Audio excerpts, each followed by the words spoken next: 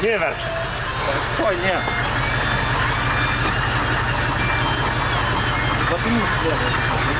Після евакуації щось перчатки осталось.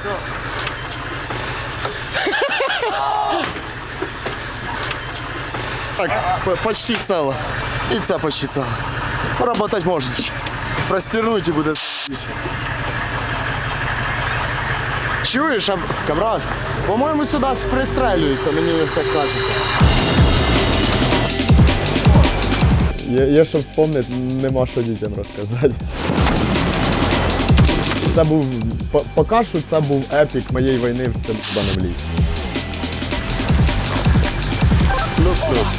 Я взагалі великий любитель чогось такого, що зривається. Ну там ти могла б бачити кадр, де я держу тампонаду джебу і над нами 120-та тільки га-га. Так щоб ти розуміла, отакі бревна здуло просто. Да, тоді двіж нормальний був.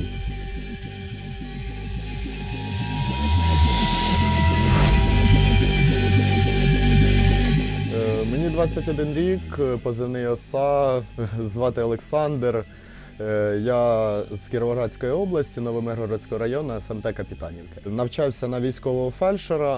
У мене були пари по такмеду, ми виїжджали на полігон. Ну, тобто все максимально приближено к бойовим діям. І коли почалась повномасштабна війна, я навчався на лікаря. Я повишав свою кваліфікацію, навчався на лікаря, я не зміг вдома сидіти. Я розумів, що мій який-не-який професіоналізм матиме більшу перевагу в бойових условиях, чим, наприклад, люди, які пройшли просто там курси марча. Це, звісно, хорошо, але коли ти знаєш, які можна препарати змішати і вколоти, і це спасе людину, це намного краще. Взагалі, як тільки я прийшов, я просто спочатку пішов в себе вдома в ТРО, але в ТРО я пробув там місяць, і то на волонтерській основі. Мене не могли оформити через те, що мені було тільки 18 років, коли я до них прийшов. Я майже кожен день ходив до воєнкома і казав, видай мені зброю, вдруг що мені шприцами в них кидаться. І на основі цього я йому сказав, все, давай, до побачення, як зможеш мене призвати, номер мій є, дзвоніть, пишіть. Відтоді я вже був місяців 4, як в Донецькій області, виїхав в населений пункт, де був зв'язок, включив телефон, і мені мама набрала, каже, хоч прикол розкажу? Кажу, що тобі 4 повістки вже прийшло на сільсовет. Якщо ти з 4-ї не явишся в воєнкомат, то будуть суди. Отак я почав службу. В початку повномасштабного вторгнення, коли на Азовсталі вже хлопці були в блокаді повній, ми збиралися в Запоріжжі, як планувалося, що ми будемо тією групою, яка буде пробувати провести деблокаду Маріуполя. І дуже смішний такий факт, тоді я заповнив анкету, мені перезвонили, і після невеликої розмови мені дівчина каже, що ви розумієте, що це білет в один кінець? Я просто сказав, мені потрібно 2. Вона сказала, нам такі люди потрібні, і на цьому ми договорилися, що я приїду в Запоріжжя, відмаячу. Я розумів, що швидше все, що це в лучшому випадку я просто долечу в Маріуполь, політаю останній раз на вертольоті, долечу в Маріуполь, побачу Маріуполь і мру. Або ж я навіть не долечу до нього. Поки ми всі зібралися, не зрослося з деблокадою. Поїхали ми в Донецьку область, бомбить Донбас.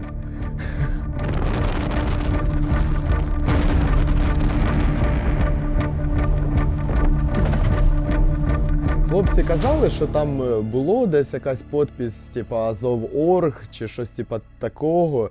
Но я, якщо чесно, я цього не замітив. Я просто побачив деблокада Маріуполя, білет в один кінець, двіж, війна, всі діла.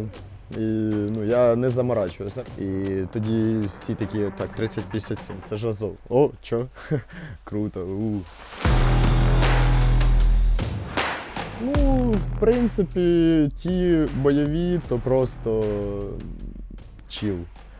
Іменно по моїй спеціальності, в основному, це були дуже рідкі, ну, мало було 300-х, і іменно як такмед там не сильно був актуальний. Там в основному приходилося просто йти до хлопців напередок і розносити їм таблетки, бо вони там захворіли, в когось спина прихватила, ну, тобто чисто терапія. На токмачці, в принципі, іменно в нашої роти було два чи три легких 300 також. Основний мій напрямок як такмеда, як бойового медика, це тут з'явився, бо тут нас тут в перші 2 місяці зустріли так добротно. Я був тоді з старшої позиції, і той, хто був тоді на СПшці, ну, я відпочивав в бліндажі, той, хто був на СПшці, мене погукав, треба було вийти на нараду, КСП визивала. І я виходжу з бліндажа, ну, піднімаюсь в повен ріст, проходжу там метра 3-4, і буквально там в метрі від бруствера розривається 82-ра міна, і оце черкнуло мене по лиці. Ну, в госпіталі там дві піщинки, ну, осколки достали, а основний великий осколок, який саме розрізав, то він пролетів просто мимо. Просто достав марлеву серветку, приклав її, трохи потримав, потім заклеїв армірованим скотчем і так і поїхав на евакуацію. Легке поранення, але з тою дальністю міни я такий, потім вже в госпіталі, як лежав, думаю, да, могло відбити. З мене навіть каска злетіла. Ну, вона не застібнута була, я тільки з бліндажа вийшов, я просто її надів і пішов, бо мені на нараду треба було. І навіть каска злетіла. Тобто, можливість вмерти тоді була. Але я не знаю, чи то ангел-охоронець, чи полеглі побратими захищають. Коротше, не знаю як, але фарта в мені достатньо, по крайній мірі, поки що, як показав цей сектор, хватає. А там далі буде видно. Може, в якийсь момент він закінчиться. Тож, все можливо, тобто, це ж таке, як міна ляже, як то кажуть. За 2 роки служби я був замом начмеда батальйона. Потім я перевівся як ротний медик в піхоту, бо мені скучно було сидіти з бумажками, розбиратися. Потім взводним медиком. Була можливість поучаствувати іменно в нормальному піхотному двіжу, тому що навіть посада ротного медика не дозволяє, щоб я виїжджав як піхотинець на позиції. І поки був взводним медиком, суету наводив собі, бігав там, то з РПГ стрельно, то, ну, коротше, веселився.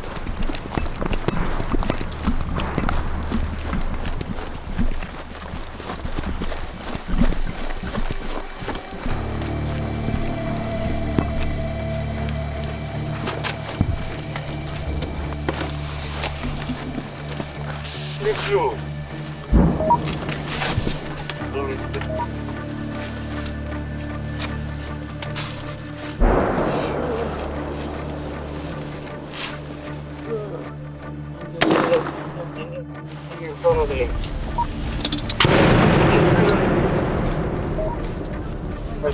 Аса, ускорь, пацанов. Или такой же вопрос.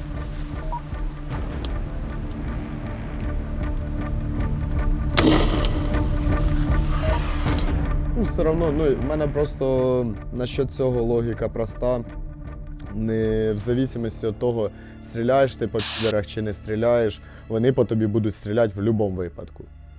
То зачем сидіти, зачем терпілити, як можна вибігти, постріляти по них там в сіряк, можливо, когось за 200, за 300. Тобто, в принципі, ми тут і зібралися для того, щоб їх знищити, то чого б це не робити почаще. Прям на окоп.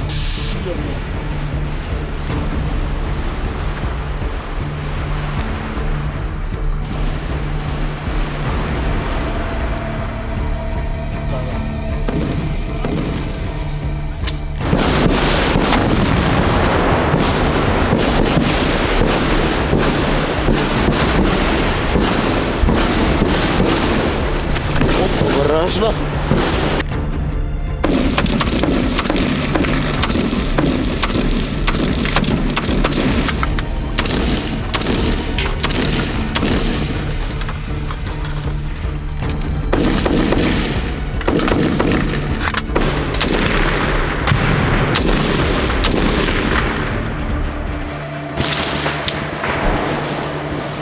Киева, частный контроль.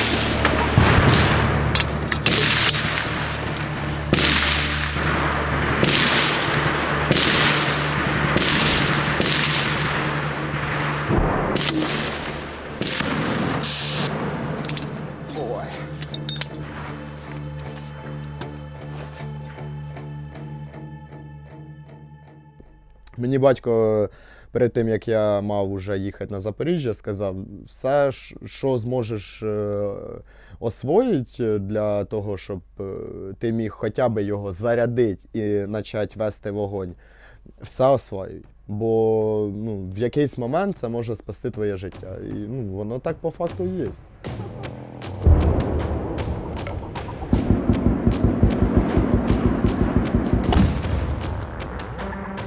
Ну, до всього, до чого в мене руки дотяглися, да. Всі види пістолетів, які на даний момент є в Азова, всі види стрілкового озброєння, як АК-система, так і АР-система, ПКМ, з Браунінга стріляв, з міномета 82-го стріляв, з РПГ стріляв, одноразові мухи, такі, як оце висять, це вроді би американський Bullspike.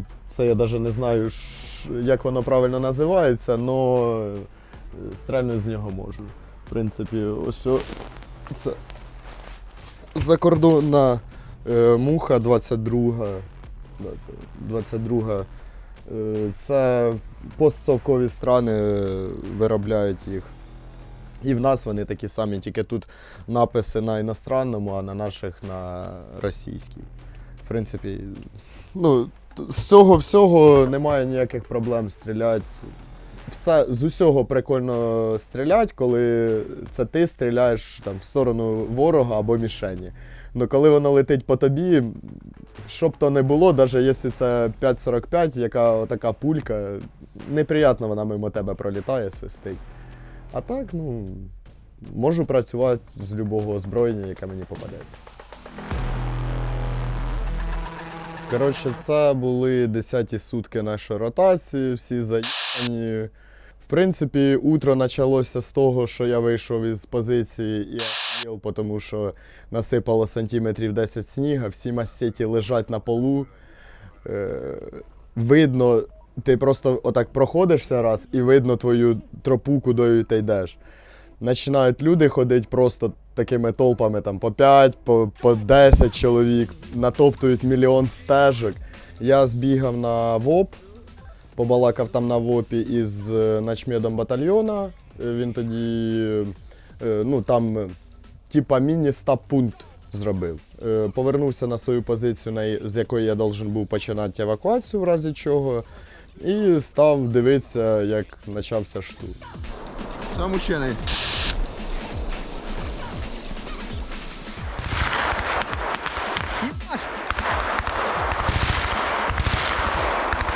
Давай! Шуля, работай! Я второй! В принципі, все як завжди. Почала працювати арта, потім хлопці пішли. Все згідно, відповідно, по тактиці. Є! Стріляй! І потім по радійки передають, у нас 300. Принял, делаем. Бегом! Я, не дожидаючись ні стана, ні позивного, я розумів приблизне місце, де знаходиться 300. Я зразу видвинувся, як тільки почув по радійки, що є 300, на передову позицію. Прибігши на передову позицію, я узнав, що вони не на позиції, вони в сірій зоні. Я просто випригнув з окопа і побіг до них, щоб затягнути або надати допомогу на місці. Я побачив, що збільшується пляма крові під пораненим. Я пережав руками, наскільки це було можливо, руку, щоб виграти трохи часу, і попросив бійця накласти турнікет. Він наклав турнікет, ми його взяли за плечі і затягли в окоп.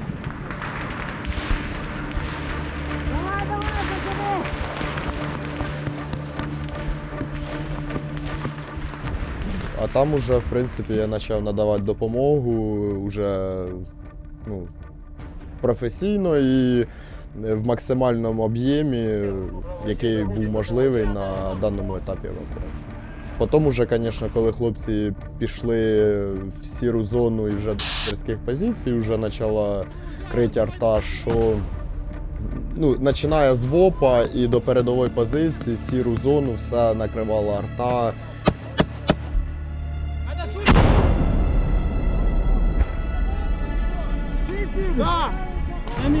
Я ввечері, коли вже виходив із позицій, я був вражений просто плотністю артилерійського обстрілу зі сторони ворогів. Я коли заходив на позицію, все було біле.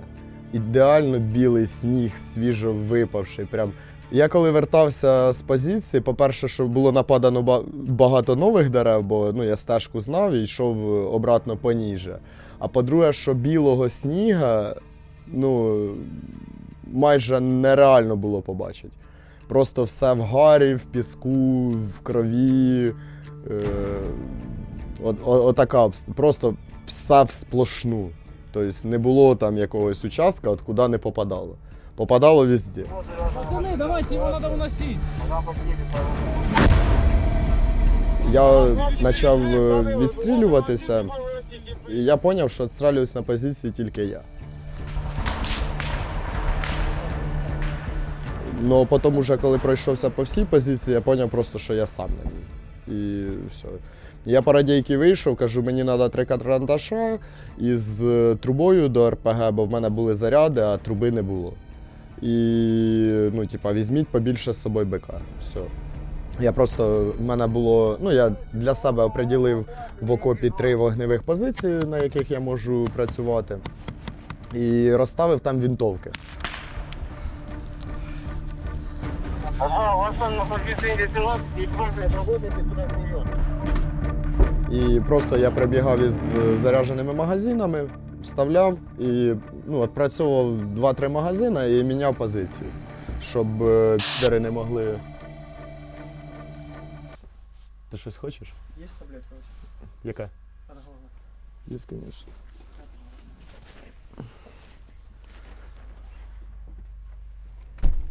На, лупани спочатку оці 2. Якщо не попусте, оцю вип'єш. На тобі, начатий матрас. Не тошнить? А, я думав, ти вже. Коротше, на зв'язі. То таке. Я 17 на соску. Є 17, працюєте по 11-3, 11-3. Просимо активно попрацювати.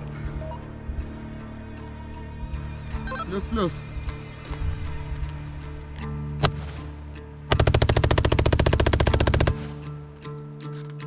Я переключаюсь з одиночного на очередя і просто очередями починаю вистрілювати магазин за магазином.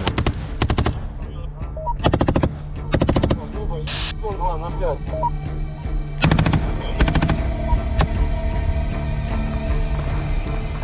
По перехватах нас там відділення було. А відділення, грубо говоря, 10-12 чоловік.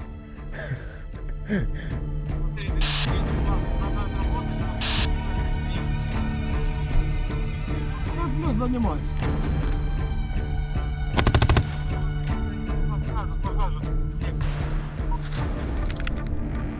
Міномети стріляють, АГС, танчик викотився справа. Коротше, і чую виходи РСЗВ, думаю, та по-любому десь по тилах, по групах евакуації. І просто перший розрив града за 36, а це 60 метрів від позиції моєї, на якій я був тоді. І я розумію, що гради будуть лягати далі і далі. Я просто так в окопі падаю, зжимаюся, і десь в 5 метрах слідуючий розривається. То ощущення, таке чувство, наче з легких даже висмоктало воздух. Іменно таке фу.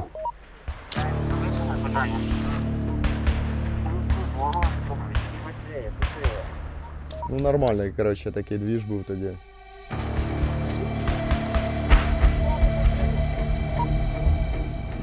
Да. Є що вспомнити, нема що дітям розказати. Потрібні нові сили.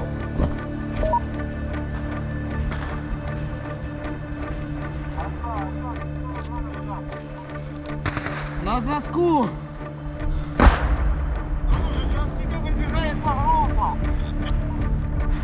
Плюс-плюс, я зробив задимлення, забрав квітники обох. Хлопці підтяглися, та піхота, яка повинна була заступати на ту позицію, дежурить. Іменно ротація в нас тоді зранку була. Штурмова група зайшла, тимчасово держала позицію, потім пішла в штурм. Там було 2 піхотинця, типу резерва, але вони во время евакуації ушли на евакуацію. Остався я. І потім ця ж група, вже після того, як евакуювала 2 поранених, вони повернулися і заступили на дежурство. Продовжай вести вогонь! Це був, поки що це був епік моєї війни в цьому лісі.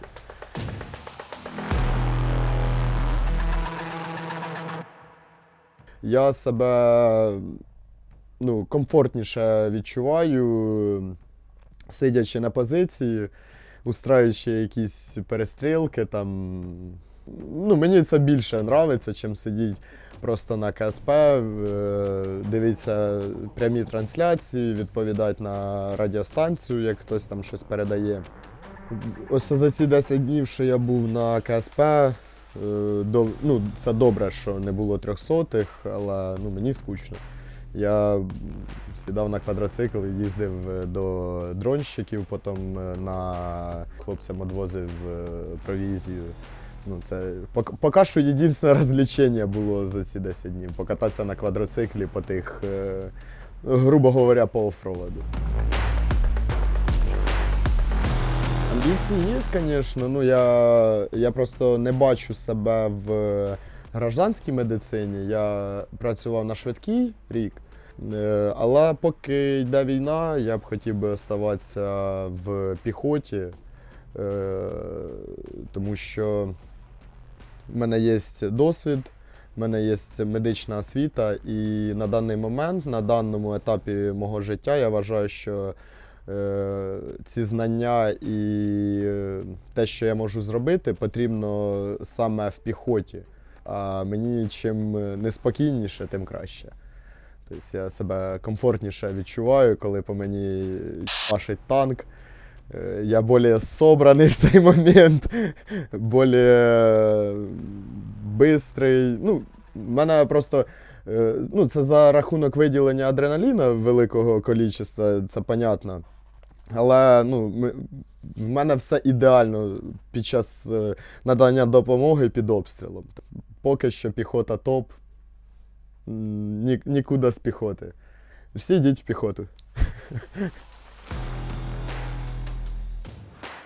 В мене немає ніякої романтичної, як багато хто із молодих, хто приходить з БКПП, попадаючи на перші бойові, вони розуміють, що вони не піхотинці, тому що вони надивилися красивих відео в інтернеті, там на відео не вмирають твої побратими, нікого не трьохсотить. Тобто, війна – це пот, грязь, кров, говно, і це все вперемішку, і на тобі причому. Тобто, отак я бачу війну. Це важкі умови навколо тебе, в яких ти питаєшся вижити. В тебе основна задача – вижити і не здати позицію. Продовжувати на своїй території війну, треба їх виганяти, але це дуже важко, їх дуже багато, в них дуже багато зброї. І коли розказують, що там в Крим літом, а що ви зробили для того, щоб поїхати в Крим літом? Якби війна продовжилася така, як була в началі повномасштабного вторгнення Росії, було б намного менше втрат і намного більше відбитих територій. Не обов'язково всім бути піхотинцем, штурмовиком, космодесантом. Не кожному це дано.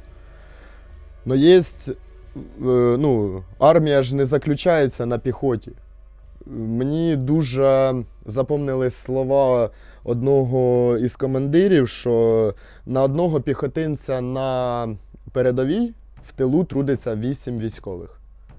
Тобто забезпечення. І воно так і є, якщо навіть не більше.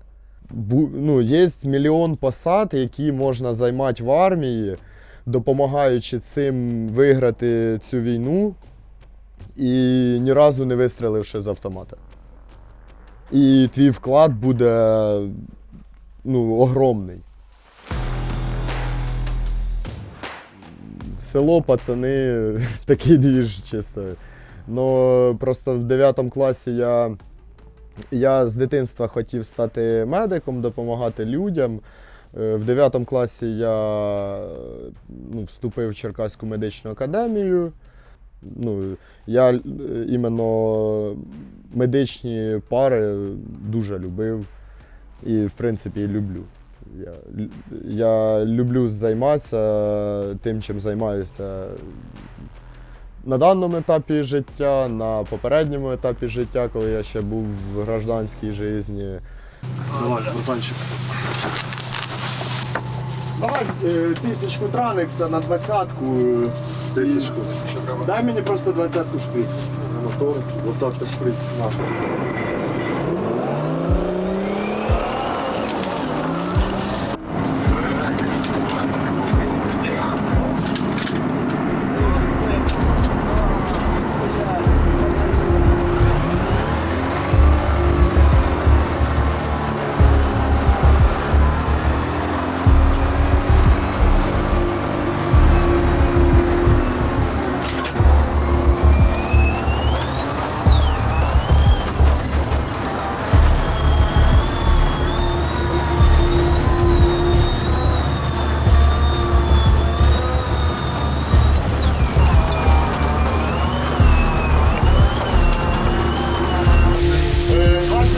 Кетаміна, 1000 Транексана. Транекса. І колпак, що Сатурація перевіряли.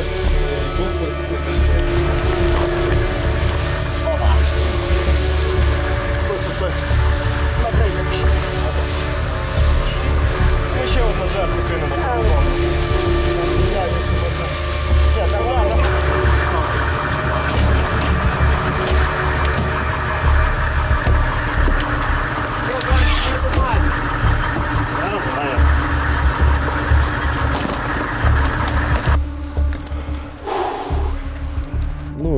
Дуже багато повлияло начало війни, це 14-й рік.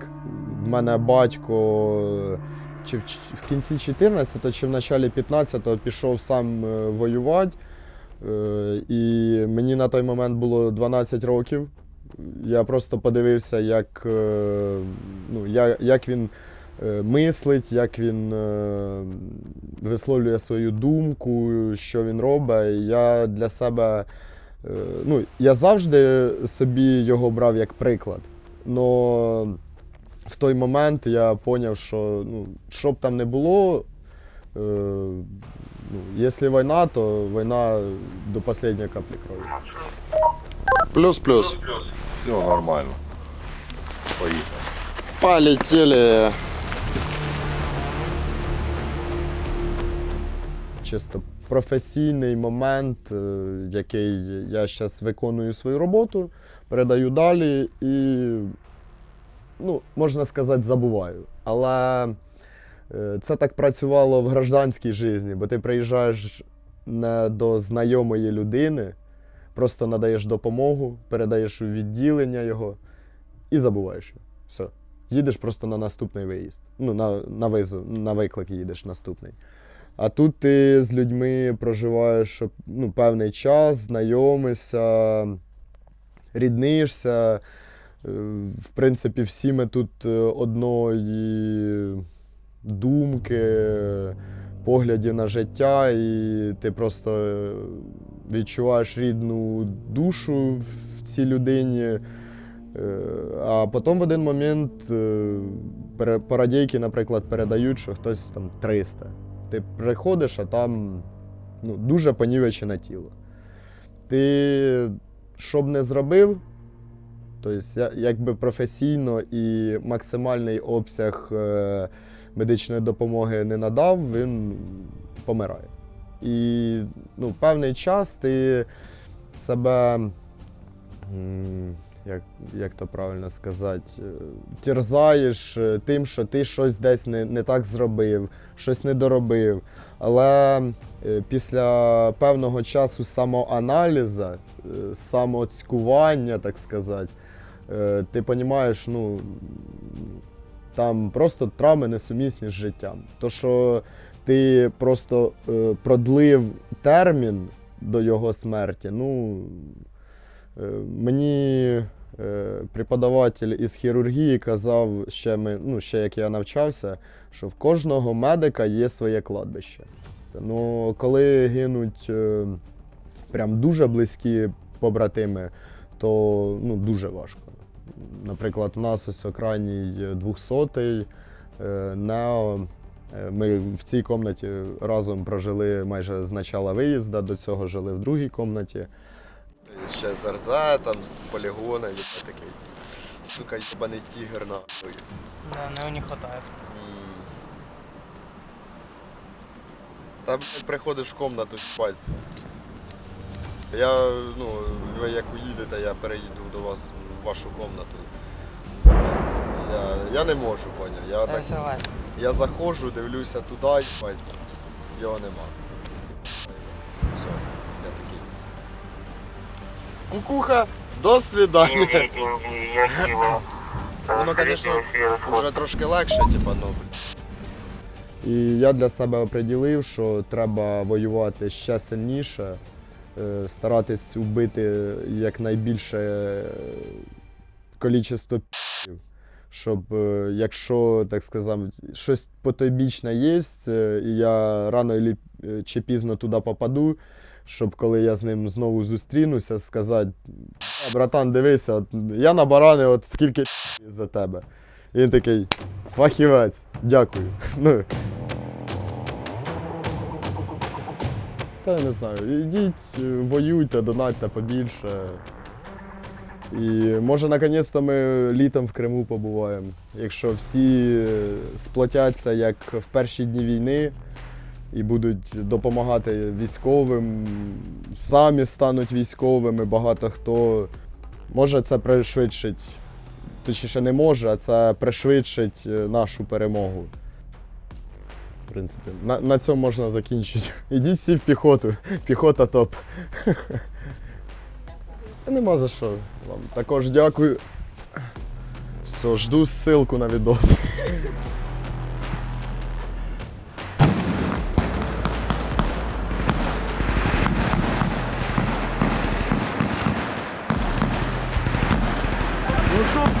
А, блядь, прикол вчора, короче, натягуємо мастить возле трубки.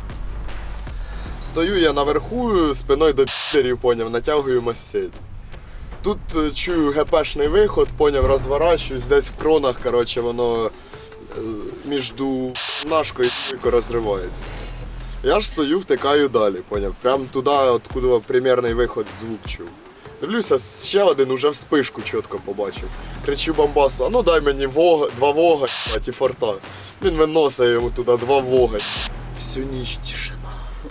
Ну, по крайній мірі, іменно ГПшка більше не стріляв. Правда, вчора чуть не в'їбав свого дрона. Я слышал. Ночью это где-то был.